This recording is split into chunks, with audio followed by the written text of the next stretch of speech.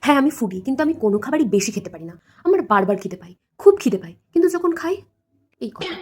আমার মা মাঝে, মাঝে আমার খাওয়া দেখে বলে, "এই তোর খিদে পেয়েছে, এই তোর খাওয়ার নমুনা, এই কটা খেতে বসেছে।" আমাকে যদি কেউ কয়েকটা ভালো, ভালো খাবার দেখে ইমপ্রেস করতে চায় না, আমি সত্যি ইমপ্রেস হয়ে যাবো। আমার যখন মুড খুব খারাপ থাকে, আমি খাই। জানি না, খাবার খেলে আমার একটা কোন হাওয়া হয়ে যায়। শান্তি। না, সবকিছু খেতে ভালোবাসি। শাক, সবজি, মাছ, মাংস, ডিম সবকিছু, সবকিছু। আমি সবকিছু খেতে ভালোবাসি। কেউ যদি আমাকে একদিন বলে, "আয় আমাদের বাড়ি আজকে খা, আজকে আমাদের বাড়ি মাটন হয়েছে।"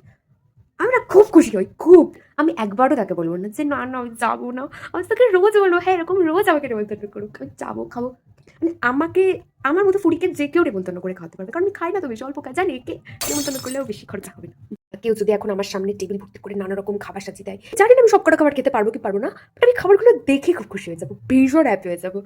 খেতে পারি বা না পারি।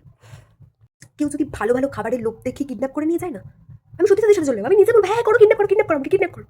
খালি ভালো, ভালো খাবার দেবে ঢুকেছে, আর কিছু না। আমি বারবার খেতে ভালোবাসি, কিন্তু বেশি খেতে পারি না। এটাই প্রবলেম।